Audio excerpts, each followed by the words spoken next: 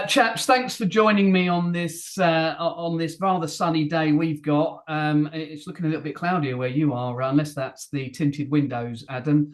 Um, I think we're going to cover a lot of ground today, but I thought, well, look, let's go back a little bit to the start of the year. I don't know about you, but I was starting to see in the property market, and certainly in the HMO world and HMO sales world, a little bit of positivity appearing, a few little maybe green shoots. Things were happening post budget. Everyone thought, oh, thank God that's over. Wasn't as bad as I thought.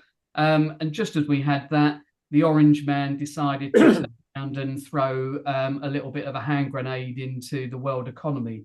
So maybe we should just turn around and stretch back to the events, the implications, short, medium, and long term, and just sort of pitch some thoughts into to where our current thinking is and how that's going to affect them, us as property investors, really. Don't know who wants to kick off.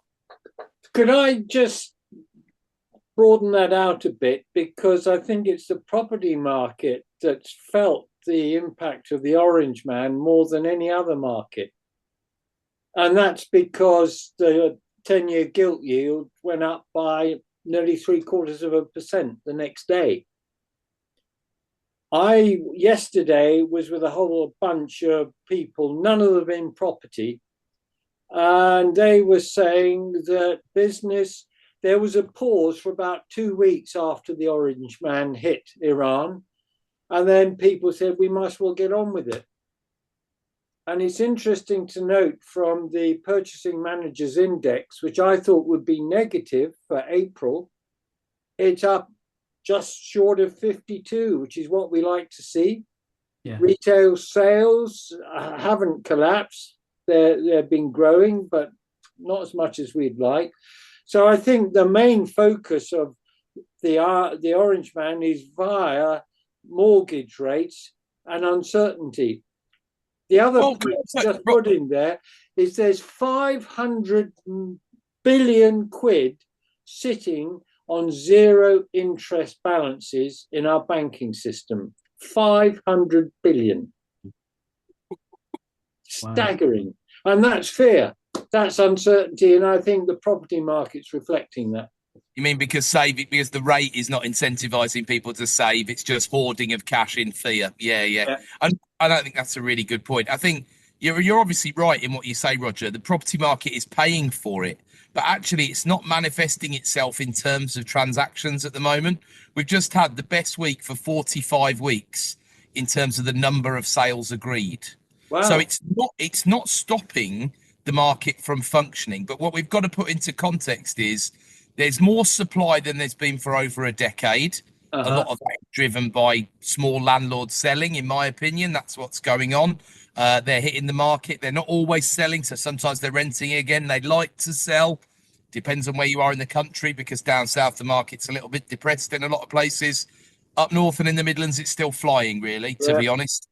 And we saw great number of listings, but also a great number of sales. So this is why I find the property market so interesting, because demand and supply is very different than how it works in certain other markets, apart from anything else. They're almost independent of each other. Not quite, but the supply is being driven, in my opinion, a lot by these landlords. The 1% more on their mortgages at the moment, but we're not back to the rates we saw in summer 2022, 2023. No. And they've had some nice pay rises, as you know, as well, as a point you've made several times. It doesn't really hit the papers, but pay has gone up, and the affordability now what we are seeing, I think, is pricing on a national level is sideways, right? And our best guess would probably be sideways, but I think that still manifests itself as the North and the Midlands doing 2 or 3%, and London and the South East doing -2% probably this year, or something like that. Yeah. So if we've seen that gilt yield go, swaps move, products pulled, main resi products pulled, and certainly, where I operate and keep an eye on all the time, obviously HMO world. So we've seen all those rates. 5.59 was a lovely little rate with a 2% fee, and now it starts with a 6. So very definitely has fed through. And I know some people that have been planning to purchase have got a little bit wobbly. I was talking to someone and they were looking at making a fairly significant purchase. Now I'm just going to see how this plays out. Part of me was thinking, I'm not so sure I would wait to see how this plays out because I don't think it's going to get any better any quicker. So if you're saying you want to delay your buying decision for a couple of years, okay, yeah, well, who knows where we're going to be in 2 years. But if you're thinking that the rates might get better in the next 3 to 6 to 9 months, I think you're going to be waiting a long time for that. I don't know what you guys think. I agree, totally agree. Yeah. And don't be, as long as they're not being part of Roger's 500 billion, not that it belongs to Roger, unfortunately for Roger, but Roger's 500 billion earning nothing in the bank, because there's nothing more stupid than doing that, John, realistically, is there? So don't be part of that crew. But look, ultimately, if we decide it's all over tomorrow, if Trump wakes up and goes, it's all fake news, we've won, we're sick of winning, or whatever he might say, ultimately we know that there's some inflation that's going to be embedded in the system. There's going to be some after effects. We'll deal with them for the next 12 months, probably. If we get to the point where we stop production, like some of the stuff that happened during COVID, we're going to have a longer tail of inflation to deal with. But ultimately, there is, I think, a scenario where rates could go down. But if that did happen, that would mean we've got bigger problems, because the only way in this scenario rates are going down is if something dramatically changes and suddenly we've got rationing of food in the UK, or someone panics because of something, and then we would see a dramatic shift. I'm not saying there's a big probability of that occurring. I don't know what the probability of that occurring is, probably single digit probability, but there is a world where rates could go down. But be careful what you wish for, is what I'm saying. I think that's a good point. I mean, the Bank of England know that most of the inflation in the last 3 months is due to the orange man, and you can't deal with that with interest rates. So I think they're going to stick. Bank rate won't change this year.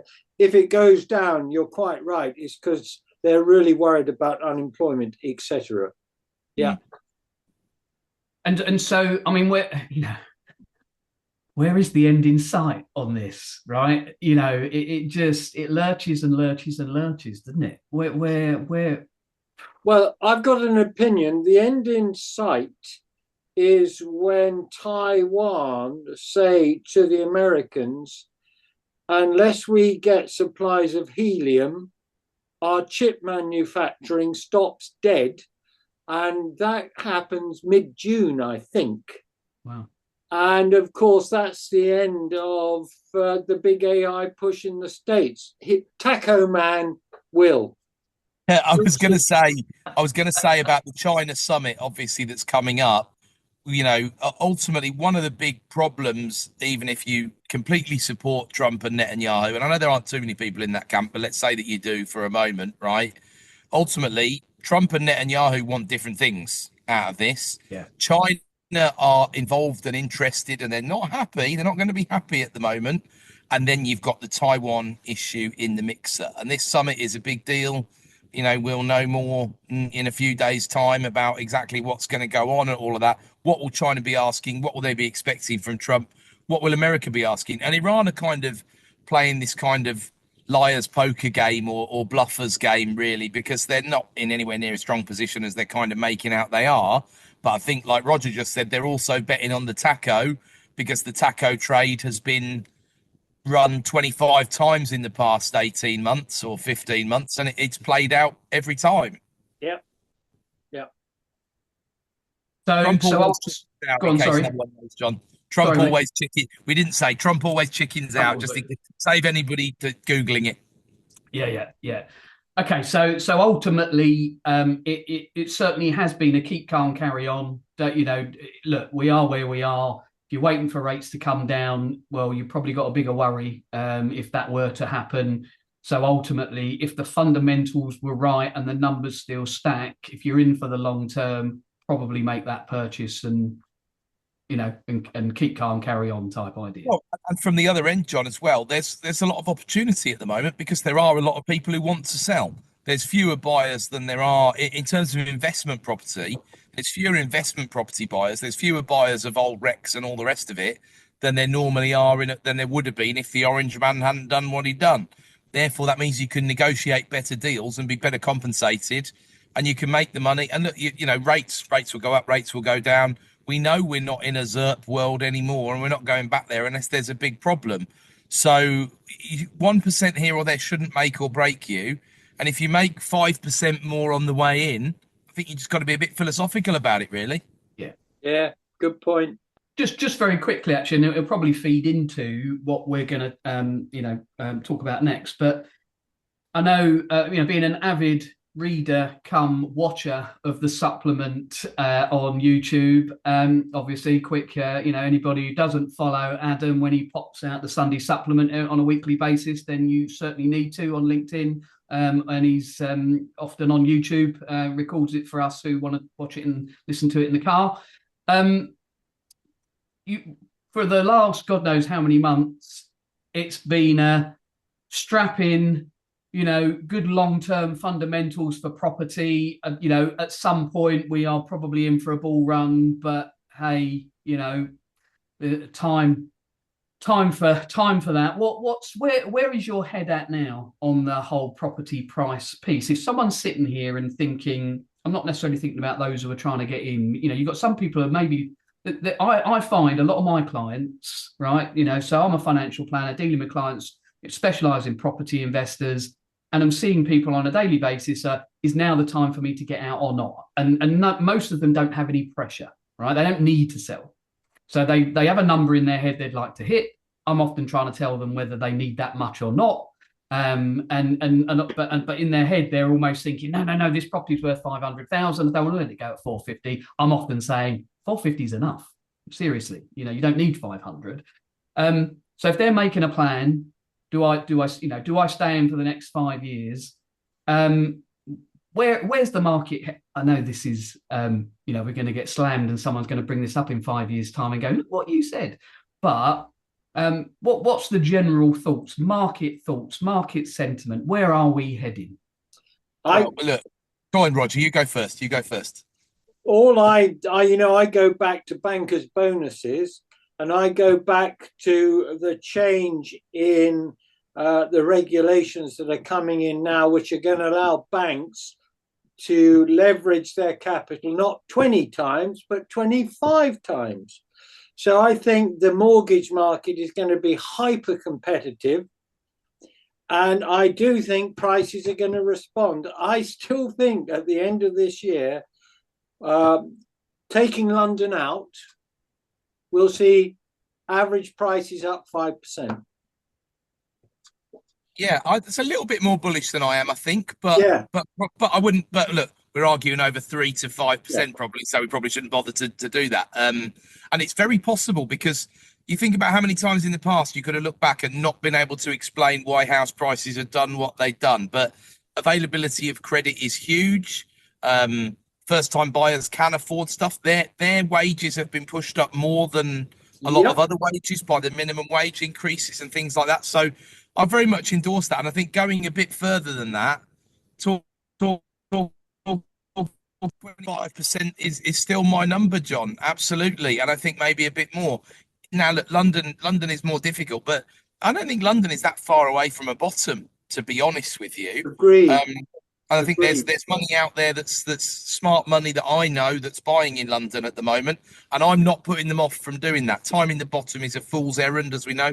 Maybe it does lose another couple of percent by the end of the year, but so what if you buy well in the first place and you've saved 10-20% on the way in? It doesn't really matter what the transactions say. So, the market's still very functional.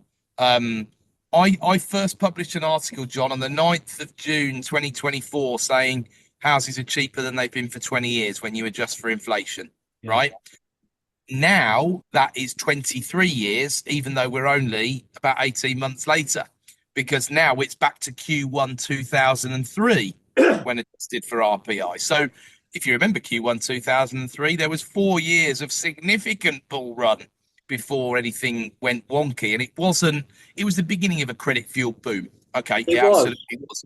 But it was still the beginning. So houses are cheap. And then what's materially changed and is going to change on the back of all of this? Well, the two things, Iran, we've already talked about.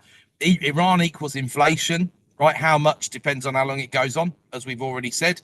But inflation will push wages up, which will enable and facilitate prices being pushed up. So that's a tick in the box, realistically, for prices. One more tick in the box. And then ultimately, replacement cost of housing. It was always been a cornerstone of my strategy in property to buy below replacement cost. I used to have a differential of maybe about 40%. Nowadays, the differential looks more like 80 or 90%. And in some of my portfolio, it's 300% of what the actual value to buy the flat or house would be to rebuild it. So explain that in a little bit more detail so people get that. So you've got a flat that's worth 50 grand. It's insured to rebuild at 200k. Right now, what does that mean? Well, it means that if anybody wants to build a new flat to rival that supply, the cost, according to the RICS surveyor, is 200k. Why would you build a flat at 200k if it's only worth 50 grand is the next question you would ask yourself. And the only answer can be grant money, grant funded, affordable housing, things like that. But of course, the grant get less money, for less bang for their buck as well. So they can deliver fewer new units as well. So half the UK is not viable to build just in terms of the extra cost. I saw a stat, I published a piece on it the other day, £76,000 per unit more expensive to build than it was in 2020. Wow. Some of that is inflation, construction inflation, labour inflation. Some of that is regulatory pile on of all the other stuff that's gone on with building regs, fire regs, stuff like that. Wow. What's that? There it is. Like Great it. summary, Adam. Yeah.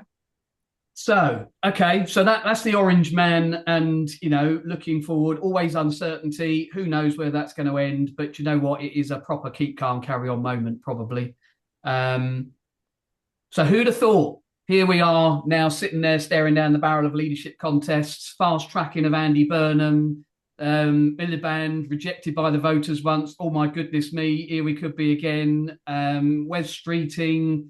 Goodness knows what's happening. So who wants to take the first stab at trying to pick through what we've seen the last couple of weeks, and the election results and where are we? Because we've got, I suppose, actually, if we start at election results before we maybe move into the Labour piece, because we've got the reform piece, and the Greens, and then probably we fast track into Labour.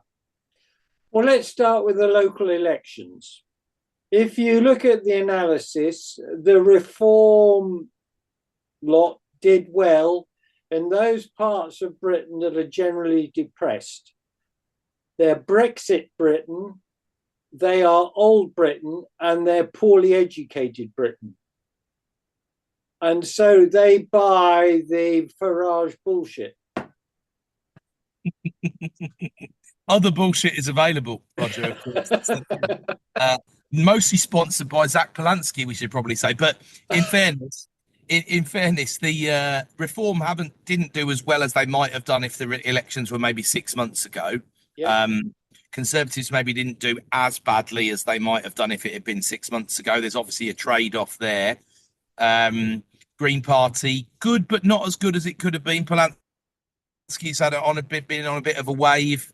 Completely different flavour of grifter to Farage, of course, but they are the big two, as it seems to be at the moment, in terms of saying things that make your skin crawl a little bit, realistically. Yep.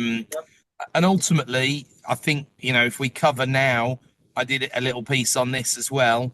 What happens if one of them is the Prime Minister? What happens to the bond market? So keeping it apolitical as much as possible. Farage is a double-edged sword, because if we went for I had a question. I gave a presentation last night, Roger. You'd have enjoyed this. A chap who basically regurgitated the defence for Liz Truss. Yeah.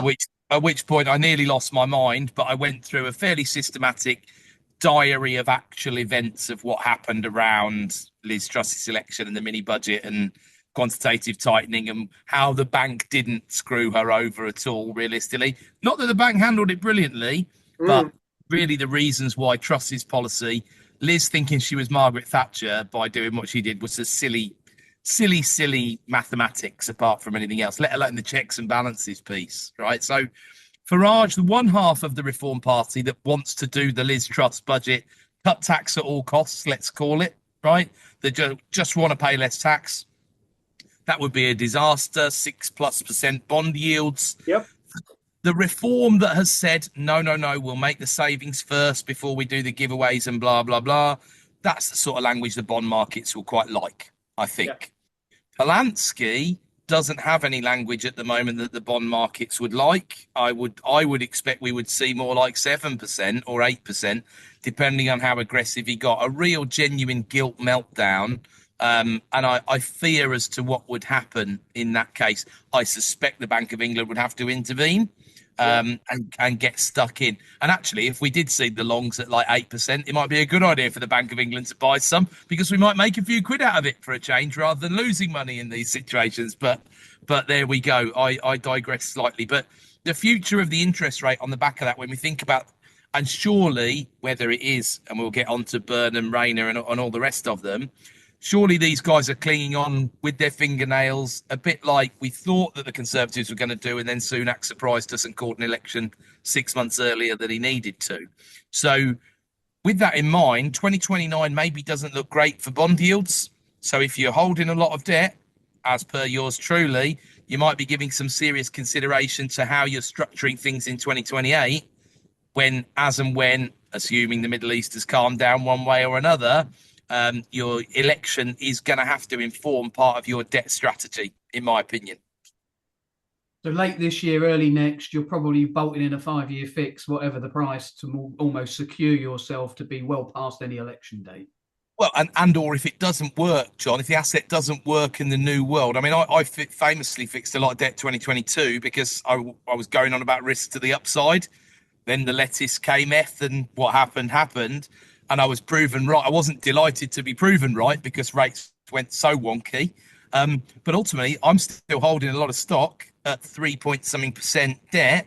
But at 6.25, it doesn't excite me to hold that stock. There's very little of the, it's still going to make money. I'm still bullish on the capital growth, but I might as well sell some of that and repurpose some of that capital in other property or maybe even in other ventures, right? And I think I always like to try and start thinking earlier rather than later, because what I don't want to do is think, I need to sell 100 houses in 3 months, because there's a number of reasons why you wouldn't want to do that, right? Yeah. So Roger, how electable? So Reform likely to be biggest party if it carries on the trajectory that it's on. Is that Polanski, the Greens, electable?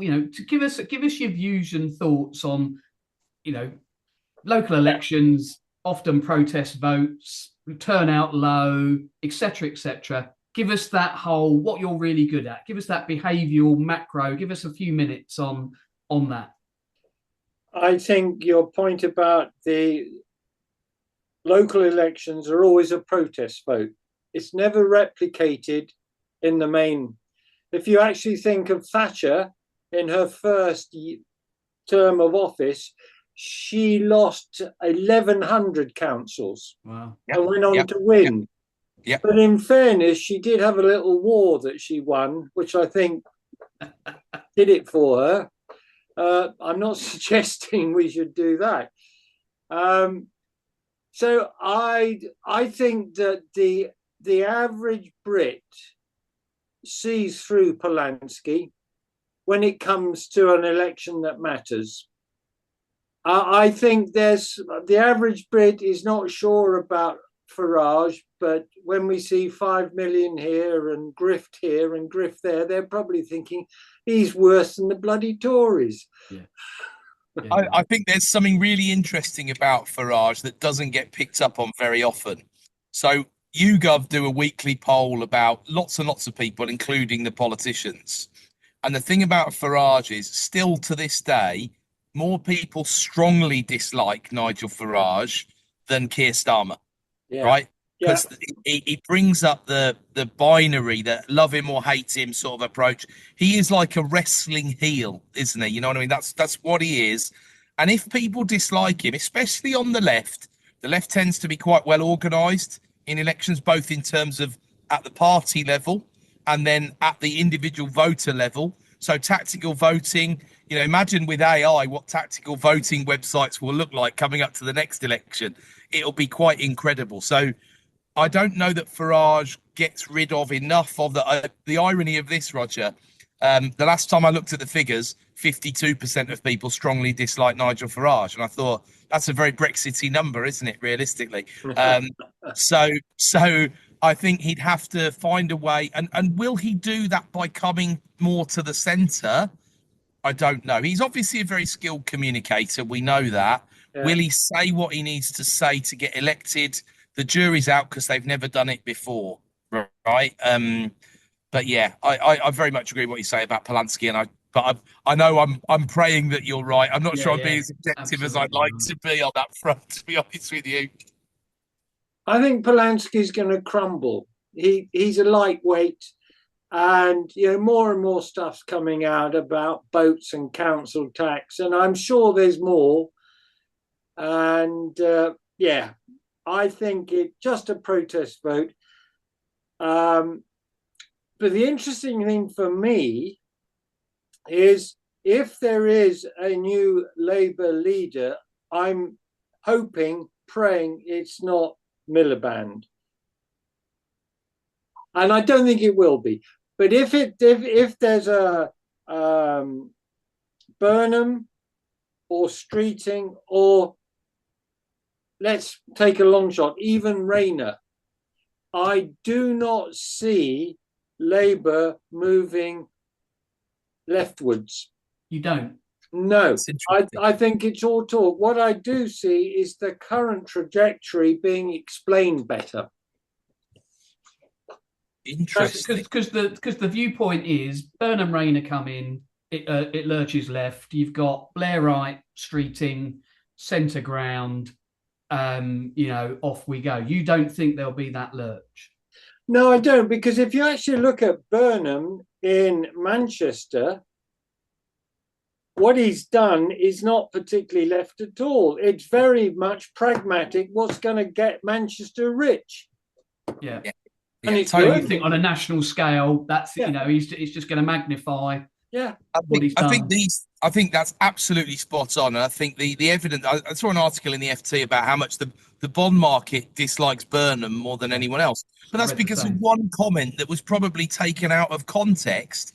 And this is it. There's a pretty good podcast with Rory Stewart and Alistair Campbell, The Rest is Politics, where they interview Andy Street and Andy Burnham together, right? And look, it's a while back, so it's not all relevant these days. Obviously, Andy Street's been moved on as the Mayor of the West Midlands. But I would encourage anyone to go and watch that podcast, right? And get a sense of the Andy Burnham, because I think he was pretty genuine on there, realistically. Yeah. And that would absolutely support exactly what Roger's just said. Miliband, I don't know, because he is a bit of an ideologue. And I do get concerned he might do the wrong thing. I'm always more concerned with who the Chancellor is, because whoever wins, whoever they choose as the Chancellor is what sets the parameters. If you could choose a Pat McFadden or a Darren Jones or whatever, you could choose a Torsten Bell, you could choose someone even more random, and that will really set, I think, how the bond markets react, apart from anything else. Yeah, you could choose Peter Kyle. Yeah, possibly. He's a good communicator, isn't he? Yeah. Excellent. Yeah, but he wouldn't be he wouldn't be driving a big left-wing agenda. I agree with you. No, I agree with you. I don't think my concern is a Miliband Chancellor, because if that's what I suddenly see is someone like him. Because to be fair to him, I think he's matured as a politician. Because when you turn around and look when he was leader of the Labour Party, I think he was god awful. And I think he's learned a lot from that. I still think that he makes some horrendous decisions, and that would be my bigger concern. That if you had a Rayner or a Miliband, if we're talking soft left period, is he shoveled into number 11? Well, look, the PLP make mistakes, don't they? They made a mistake, David versus Ed, all those years ago. And it wasn't like we didn't know it at the time. It was said at the time. It wasn't a surprise, anything that happened. So, yeah, maybe he has matured. I wouldn't like to see him be Chancellor, I'm not going to lie. No. I'd be as delighted as I was when George Osborne was Chancellor, for example, which was not very delighted, especially as it went on. You and me both. So Streeting has resigned. Resignation. so we can get a by-election. So, you know, Andy gets in, but it's a tighter seat. You know, you got to say reform could turn around. I mean, you know, the Labour Party are going to carpet bomb that constituency, aren't they, to try and make sure that by hook or by crook Burnham gets in. But it will be quite interesting because everyone is going to be in there pitching in to try and, you know, one, make sure he doesn't get in, or B, gets in. So it's going to be a really interesting by-election. If there's any decent odds on Burnham winning that by-election, back up the truck, because he will absolutely hose it. He's incredibly popular, right? People of Manchester will get right behind him and he will smash through that. So if there's odds against that Burnham wins that by-election, I don't bet. I used to bet an awful lot. I don't bet anymore, right? Mostly because I got banned from everywhere I used to bet from because I won too much money, apart from anything else. But I would be making a significant investment if there's 100% or more return on Mr. Burnham winning that seat, because he can't get beat. He can't get beat. He's so, look at his individual polling for popularity. He's the only political figure in the UK at the moment who's more popular than Nigel Farage. And that's because he hasn't had too much to shoot at yet, right? Yeah. But John, he's a penalty kick. Trust me. So then, what? Oh, go on. Sorry, Roger. Well, interesting enough, the guy who stood down is an up-and-coming star. His name I've forgotten. He's 32. He went to Cambridge. Josh, somebody or other. Josh, can't remember his surname. Yeah. It's Josh someone. I can't remember his surname. So you could see, or I could see, Burnham as Prime Minister, and you could see this guy moving rapidly. I could see him as a minister. He was a minister before, wasn't he? He was. Yeah. Yeah. But even see him as Chancellor. That'd be a big play. Yeah. So then how do you see this feeding through? So Streeting's resigned, sitting there waiting to throw his hat into the ring. Is this his chance? Is it the only chance he's going to get? You've then got Burnham comes in, sweeps in, King of the North. I mean, if that comes in via the by-election, how are we seeing this playing out? My opinion is that the optics get a lot better, the communication gets better, but the general direction of government policy doesn't change. Yeah, I think that's really, really wise, to be honest with you, because the flip side of that is there are quite a few wins that this government have had that they've utterly failed to communicate, utterly failed. And I said when the three of us spoke, maybe 15, 16 months ago, I absolutely panned Morgan McSweeney, who of course is a distant memory these days, because I said he's doing a terrible job as director of comms because they're just not communicating what they need to the people in terms of the wins they have had. Things that Roger and I have both mentioned, 378 billion of infrastructure investment in the next 5 years, right? That's a massive win for the UK in context. It will generate growth. It will generate jobs, right? Why are we not talking about things like that? But instead, the problem is they've been too reactive, too back foot. They've respected and they've let Farage run the communications agenda. Yep. I mean, Keir Starmer doing an Island of Strangers speak. What was anybody thinking when that happened? It was so weak. And the thing is, unfortunately, the parallel to draw between Starmer and Sunak is that they're both politically so very weak. They let themselves get led by other people. Yeah. And therefore, both of them, history won't be as kind to them as potentially it could be in terms of a few of the bits that they did actually achieve. That's the reality of it. But look, I think, and I don't know who the wizards will be behind the cauldron or whatever, Roger, to mix my metaphors in terms of that comms happening. But Burnham's obviously got some good comms people anyway, because he's done a great job on the PR side of things, right? So, and look, it still comes down to, Streeting can't win, can he? Can't win. The PLP are never putting him in. He might as well be 1,000 to 1. I think you're right, John, in that, look, if the opportunity knocks, it usually only knocks once, right? So you're going to get one shot at the big job, you might as well take it, but he can't win, right? Rayner's HMRC let off and the ignorance of the law is no excuse unless you're Angela Rayner or whatever. Absolutely. I find it's complicated. The legislation's complicated. Oh, we should have just said. I didn't realise we could say that.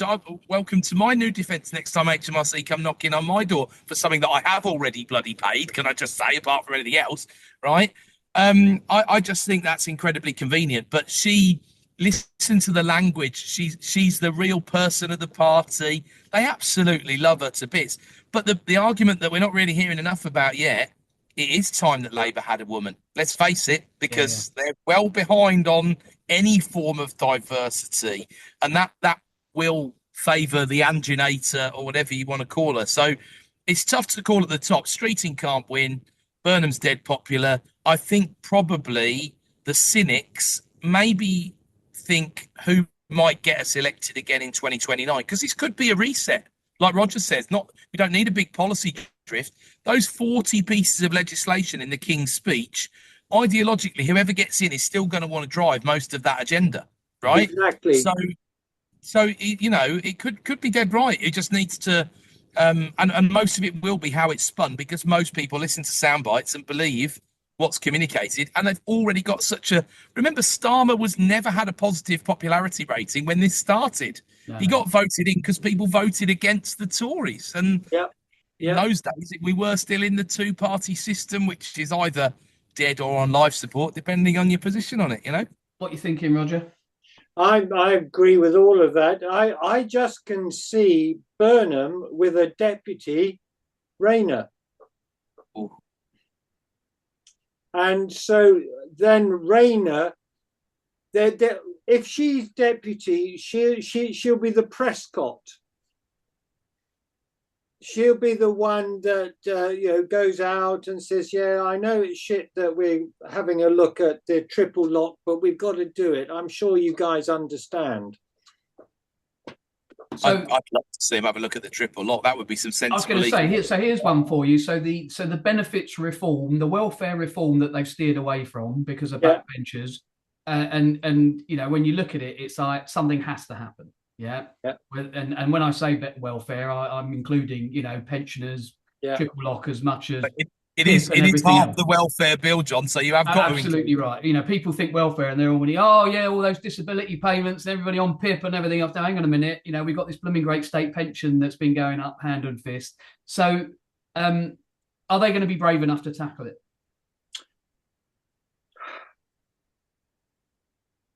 I'm not sure. Probably not. It's so much low-hanging fruit for their opponents, isn't it? Because reform will be straight. I mean, reform, remember, 6 months ago, were the only ones who were saying they were going to get rid of the triple lock. They've now come fault fast because someone said, thing is, Nigel, we need these pensioners to vote for us at the end of the day. So everyone else, the Lib Dems still want to keep it. You know, it cedes too much ground to sort it out. It almost needs to be a cross-party thing apart from anything else. Good point. And the mechanics for the rest of the stuff that is, as you've said, John, it's not really a massive bill, but it's emotive. And it is important that people feel like tax is fair to an extent, right? There is a level of importance to that, but the numbers don't make a big difference, right? Now, Labour have already, this comes back to Roger's point a little bit, Labour have already laid the groundwork for this to work, right? Because they've already said, we don't want people to rot on welfare. We don't want generations of younger people. We need to do this, that and the other. They do need to do more in terms of getting young people into work, whether that's modified national insurance or a number of other ways in which they could get that to happen. But a little bit of better communication would go a long way with all of that. So we're changing the benefit system to help you would be the narrative. And Rayner could definitely deliver that. Absolutely. So when you say, I don't see them lurching to the left, and obviously a King's speech has just been laid out, Roger, so what do you think their biggest... So what will they, you know, the biggest things to tackle? Where they're going to go? What's the priority order? It's very, very simple. Communicate. That's it. Brilliant. That's it. That's all they've got to do. They don't have to change fundamental policy. This government is basically what I call a wet Tory government. Yeah. The only difference is they are doing the job on infrastructure. And that's what Tory governments since 2012 have not done. Very good. Totally agree. So I think the media are getting very excited. And of course, my Tory friends, oh, we're going to be communists. I say, yeah, you've read the Telegraph. It's bollocks. Especially these days. It is, isn't it? It's dire. It really is bad. It really is bad. Oh dear. That when you've been down the pub in Henley again, and it's well, that's it. Pub chat. I'll be there, not in Henley, but up the valley tonight. Say no more. Say no more. My goodness me. Well, what else are we going to cover? Well, I think what we've got to cover is AI and the speed at which it's developing and being implemented. So I'm Andy Burnham and I'm Prime Minister, and I said, you do realise that the UK is the world leader in AI development, not implementation, but development. You do realise Microsoft are moving their AI research centre to London. You know, it's just talking up the good stuff that's happening. One other point, of the 12 most important financial markets, i.e. derivatives, etc., London is top in 7 of them. You know, this is all the good news stuff that just doesn't get mentioned. I'll send you, John. I've just written an update and basically saying, look, this is what our country is not broken. This is what's happening. And I'll send it to you, Adam. So it's just a reframing of the positivity, isn't it? Because otherwise we're just talking about stop the boats and the tax burden is this. And, exactly. oh my goodness me. Tell the truth. The UK, if you compare us to the other 20 rich countries, our tax take is right slap bang in the middle. I don't know if it was Roger that told me, but I remember hearing there are more startups in Cambridge than there are in Germany. Correct. You know, these are incredible things that are not sung about. And we do need to, and Reform have got to take some blame for this Britain is broken narrative. Yeah, absolutely. It's very, very negative and it doesn't help anybody. But actually, Britain doesn't look too bad to a lot of other parts of the world at the moment with where we stand geopolitically and all the rest of it as well. So I think where I would try and build on that, Roger, is the youth unemployment thing, which we've talked about before. 25% youth unemployment in London, particularly very, very difficult for people to get jobs. I would associate certainly a Burnham Rayner combo of any kind with people who would be able to get young people into work. So are we talking a revision of the apprenticeship system? Are we talking the carrot of the no national insurance on employing people, no employer NI on people under 25? What do we think? I think the latter. I think that's an obvious win. Yeah. Just no NI on people under 25. Absolutely right. And then what they've effectively done, because they've put this huge increase in the minimum wage for people under 25, it's up sort of 35% in a couple of years, basically, is they've redistributed that. They've ideologically done what they wanted, make sure young people are more fairly paid. And they've just repositioned where the burden is from the employer to the state in many ways, because they're going to take the hit on the NI. But they get their ideological goal achieved, and it's much better to make sure younger people are in employment earlier, because it's much more damaging for younger people to be out of work, because it drastically increases their chances of being out of work throughout the rest of their life. And I think the other thing is they've done the heavy lifting on minimum wage. The 6.9% that came out in April, that was nuts. That's crazy. So look at inflation add 1% and leave it at that. So if we go back to sort of where we started in terms of the orange man and things like that, you know, the Bank of England released these few scenarios, sort of A, B, and C. The press jumped on C, of course they did. My feeling is there's also a scenario D that they don't talk about where inflation is much worse. Oil is 200 a barrel, because that's sort of purchasing power adjusted where we were in 2008, for example. Yes, yes. And then inflation doesn't go 6, it goes 9, or it goes back to sort of where we were. But surely the danger is this will get dragged in. So the way that the bank explained it to the breakfast briefing that I went to was they're not stupid, right? They know that they can't impact cost push inflation by raising rates. Yeah. What they will watch is the wages. Yeah. And the wages had just calmed down. Inflation, unfortunately, is going to eat into real wages this year now, because most of that's been set and people have been caught by surprise. So if inflation is 4, wages will be low 3s, let's say, in the private sector. People are down 1% in real terms there or thereabouts. If one of the other scenarios plays out now, but the one thing the bank will be watching is if those wages do have to drag back up again, that's when they will raise the rates. So you could well be right about the 3.75 at the end of the year. I feel 3.75 to 4 at the moment, but notwithstanding, I do realise we're on a bit of a precipice with strange events that could occur, whether they be food shortages, helium and chips, like you say, AI bubble bursts. Helium and chips. Can I get that at the chippy? 22 Sorry. quid it is. 22 quid. Yeah. Inflation. Just thinking, so I've got this view that Trump is going to lose both houses in November. And I also think impeachment will begin. Yeah. Yeah. And I suspect that this time he'll walk away with his extra 4 or 5 billion that the Trump organization has made. Do you think so?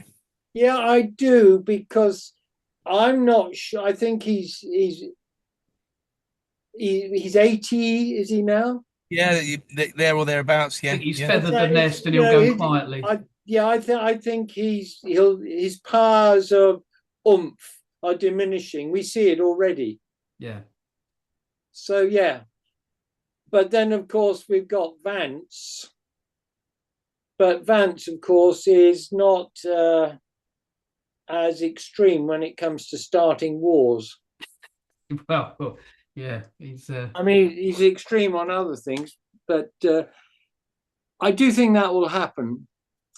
I think he's definitely losing the House, isn't he? Is he losing the Senate? It's more variable. But when he makes comments like he basically sort of said he doesn't care about the price of gas. It's not what his vote. It's not what even the MAGA lot don't want to hear that. They're like, well, hang on, we care.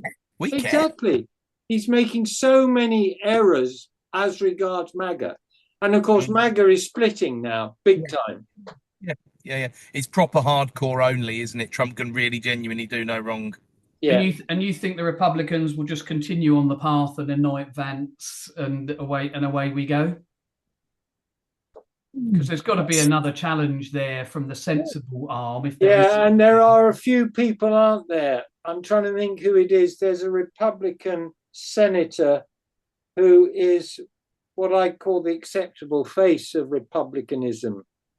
Well, Rubio will want to have another pot, probably, won't he? But I think Trump will want people whose surname is Trump to stand, to be honest with you. Yeah, he will. Which one of them I don't know, but I don't think he's worried about Van. He doesn't roll like that. He doesn't care about anybody else. He wants the dinner. What's he got left? Legacy and dynasty. He can lie his way through the legacy, but to have a Clinton, to have a Biden, to have a Bush style impact, because ego is important to him, he needs to have one of the boys, probably. I don't think Ivanka wants it on the ballot, right? Realistically, that's a very good point. They may be on the ballot, but that'll be it. They're sure. I agree with that. But yeah, taking the money. I mean, if he does get neutered by the double loss, which is very possible, especially the longer this all goes on, apart from anything else. Where does that leave him in terms of I just don't see him going quietly, Roger. I can't, I can't get my head around him going quietly. Plus 3 billion or not plus 3 billion, you know.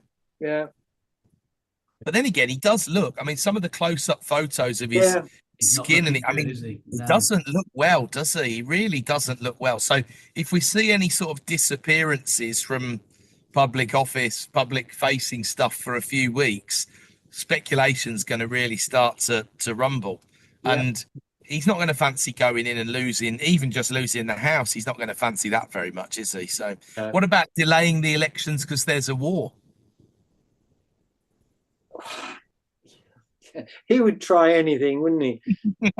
Exactly. I mean, the Supreme Court, even though it's stuff with his mates, is not actually bending over.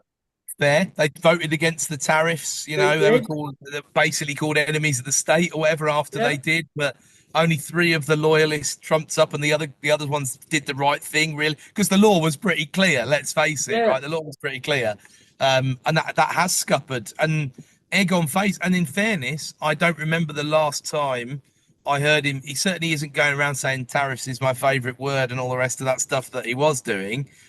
He's still threatening them, but they're having to come from other parts of the law, left, right, and centre. These Section 103s and whatever are getting defeated as quickly as you hear the fact that it's Section 103. So, he'll get a bit fed up of that when he knows he hasn't just bought the Supreme. And the thing is, as well, those who are willing to bend to the requirements of the leader are going to start having an eye on the next leader, realistically, aren't they? One way or another.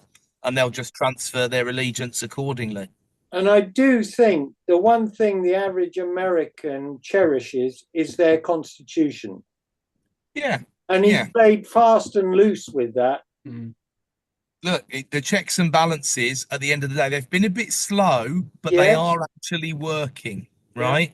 And I think one of the fallouts, or whatever you want to call it, 2028 onwards, 29 onwards, when the new president is in, will be some beefing up of that system and those powers, because he's done certain things that people have thought, well, no one will ever do that. And it's like, well, he's done it, right? He's done it. So now we need to guard against that in the future. And I do think they've done a good job, although, you know, I wouldn't invest in America as a business. You know, I wouldn't repatriate a business over there because of the tariffs. I don't even want to go on holiday there at the moment, to be honest with you, because I don't feel like you're going to be particularly welcome. And I can take my business elsewhere, quite frankly.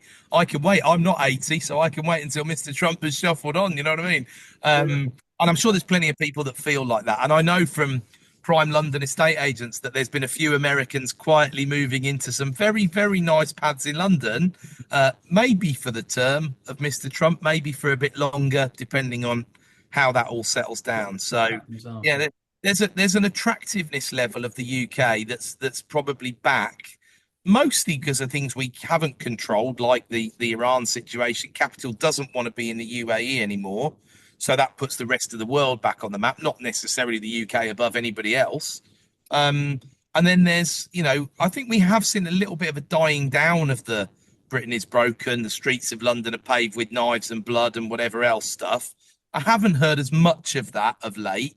No. Perhaps because that's not cutting through enough for reform, or perhaps because Restore are going to take that ground away from reform. We didn't really mention Restore, and I know they didn't do anything at the local elections apart from make Great Yarmouth great again, or whatever the crack is over there. But they will take a few percent off Mr. Farage at the general, which makes the hung Parliament coalition confidence and supply piece ever more likely. But I said to someone the other day, I see this playing out in 2029 and onwards as definitely a hung Parliament, right? None of them will be able to do anything because they won't be able to work together effectively, and the economy will probably do bloody great because they can't interfere with anything, and it will just get on with it in the background, like you were saying earlier on, Roger, because that's what the economy does. Adam, I couldn't agree with you more, and it will be supercharged by the credit cycle. Yeah. Very good point. Good point. I was talking to some business owners yesterday. I say, look, history repeats itself. So you want to have your exit before 2035. Very Hang on, nice. I'm just going to put that in my diary. Hang on a minute, Roger. I'm just getting that in. Right, Put it on the 2035. Google Calendar. Set the alarm. Set the Yeah, alarm. absolutely. I might have a I six think month, I think that's really wise. 6 month alarm on that, just Yeah, reminding me. 6 months isn't long enough to sell a business, John. Just bear that in mind. Now you want 20, to sell it 2034. yeah, 20 plan 23, sell 34, Yeah, 33, sell don't get 34. greedy. Whip off to the Caribbean in 35 and Yeah, take cover or whatever. Yeah, yeah, yeah. So, or buy your shooting estate in the Cotswolds. That's what they all do. see, I can see Mr. Lawrence doing that. I'm getting an invite on that, by the way. Don't forget your old mates when that does happen. If it's Exactly. you guys, thanks very much. Think continuing the domestic theme. So, okay, so change of leader, not a lurch to the left. Continue shout about Britain and the positives more. Tax policy.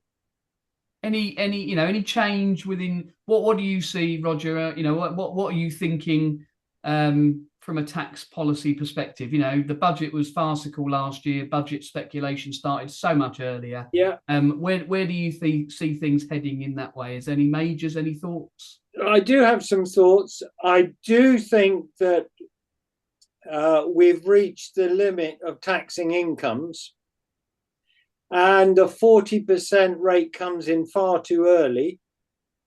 So I would see a new Chancellor actually going the tax band, so there'll be a 32% band, a 34% band, and you won't be paying 40% till you're on 100 or 120.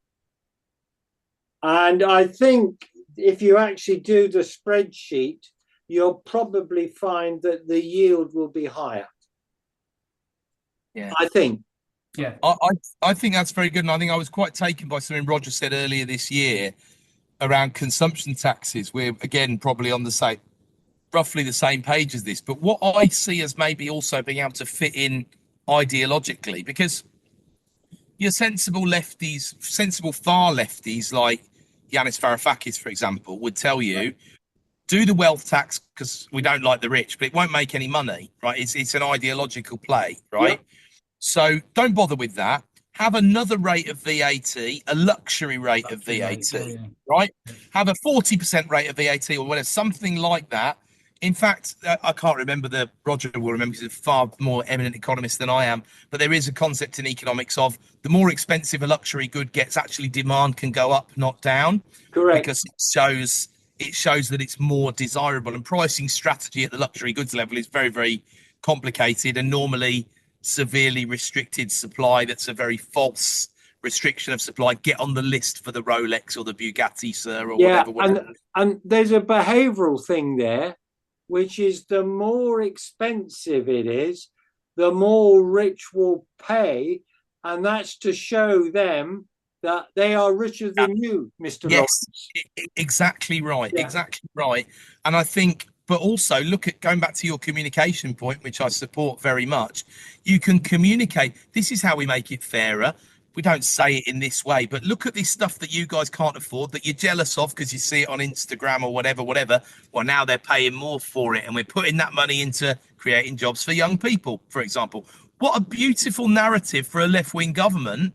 Exactly. And everybody could win out of something like that. So consumption tax future taxation still has to go up because the dependency ratio, number of people retiring, number of people we are or aren't bringing into the UK due to migration changes. Who knows what the bloody hell's going to happen with all of that? But also people still have to want to come to the United Kingdom. We don't get to handpick them very often, realistically, right? So realistically, tax burden's still going to need to increase because apart from the else, AI, medication, we're going to be living for longer and longer again. And so we need money from somewhere. And this is one of the crazy things, this idea that non-doms, apart from anything else, the average non-dom, whether this is true or not, Roger, and I'd love to know your view on it, because it was one of those stats where I don't know where it came from. And it might have come from Henley and Partners, who were trying to move expats here or there in the world and make money out of it. But the average non-dom pays about 850 grand in VAT a year.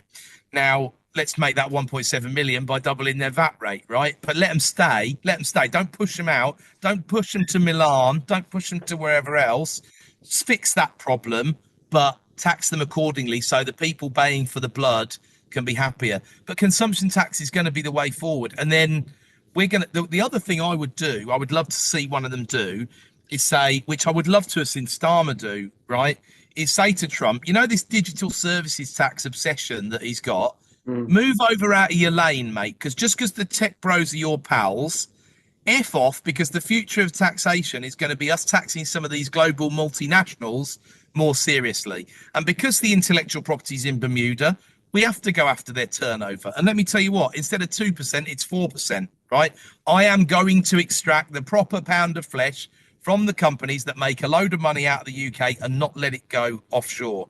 And that then also starts to cover you as AI, robotics starts to become a real wealth inequality problem, because we come to a place where 6 people have got 75% of the wealth on the planet, and there are I honestly think there'll be a $50 trillion market cap company within a decade on the S&P 500. Agree with every word of that, Adam. Yeah, let's just sort it out, Roger. That's it, right? Out of the bunker, out of retirement, off we go. Me and you, let's get it sorted. So a potential change of income tax bands. Try and make try and lengthen when someone's paying 40%. Consumption tax, and the luxury good higher VAT maybe, but that's a would like to have. The lengthening of income tax bands is probably they've got to do something on the income tax. Because can't just keep saying can't keep fiscal drag just doing what it's doing. I mean, well, they can. Yeah, agreed. What else? So capital taxes. Whatever else are you thinking? Well, I'm thinking that if it is leftish administration, then inheritance tax is taxed at your marginal rate. So it could be 45 if you're yeah. That's interesting. So much planning can be done around inheritance tax. Exactly. Do you see the aligning of CGT and income tax rates at any point? I know it's always talked about. And the problem is it takes less money, doesn't it, in the first several years, and it's not a time to take less money. The bond markets wouldn't like that.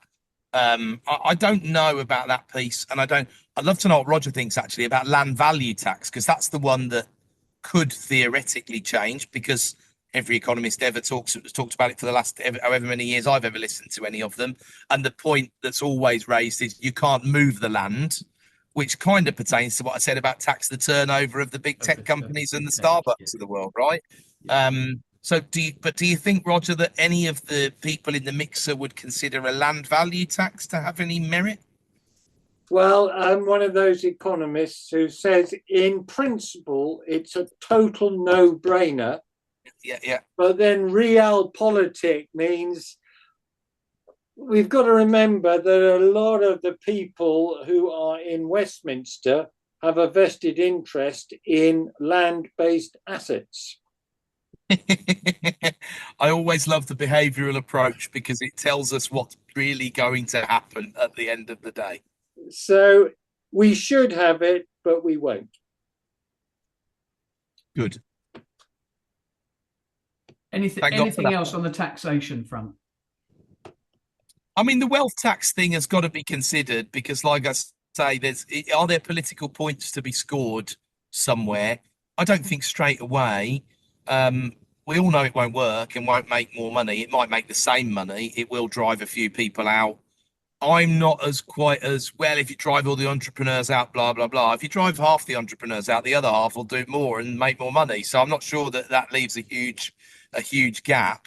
But I do think that the big corporates are a bigger problem as far as legal avoidance and marginal tax rates go, versus the big individuals. Absolutely right. Absolutely right.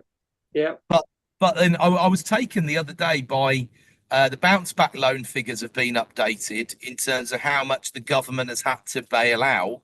And the sad thing is, as a massive fan of small business. As a small business owner, I love the S end of SME, right? It's brilliant. I'm obsessed with it. But all the bloody bailout money has had to go to the small 50 grand bounce back loans. It's where nearly all the fraud has been. The very large loan schemes, I think, hard at 0.06% the government has had to make in terms of guarantees.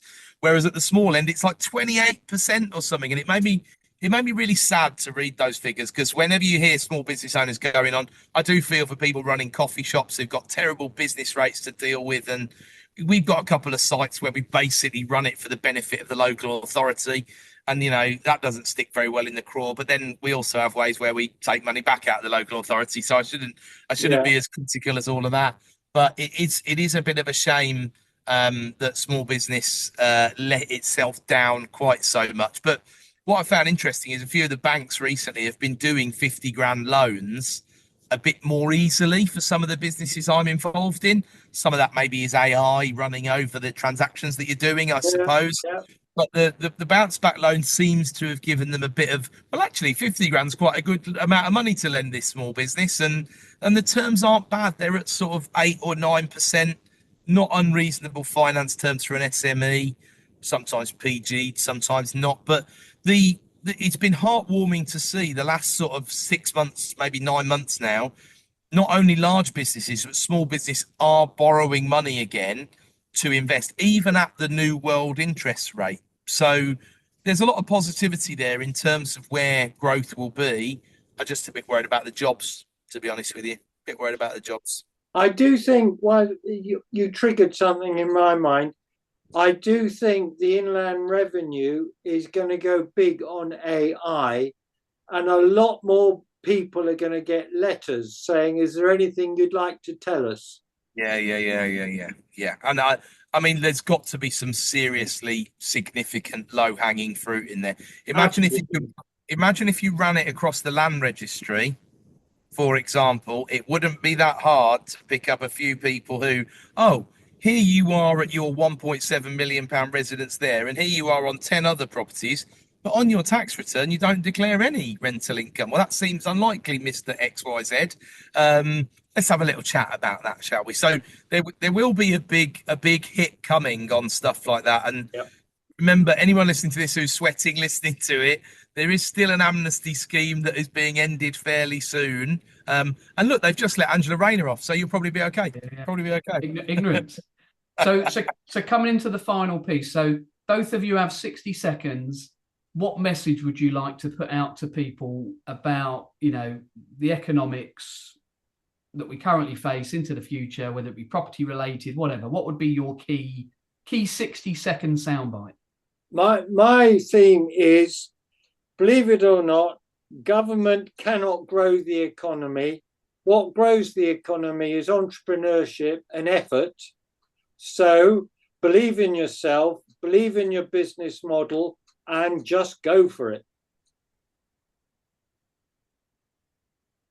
I love that. I don't know if I can follow that so well, but I'll try something. I think the UK is still one of the absolute best places on the planet to invest. It's still cheap to start a company. There are opportunities everywhere. Some of the best entrepreneurs that I know that I speak to are using AI to do more, not to cut jobs, not to cut people out. They're starting 6 businesses instead of 1. They're doing incredible things. And there's such a big opportunity in AI in so many spaces. In the UK, you're in the best country in the world to do it, one of the safest countries in the world to do it. And ultimately, the property market is still one of the very best asset classes that there is. And we've got a bright future ahead of us.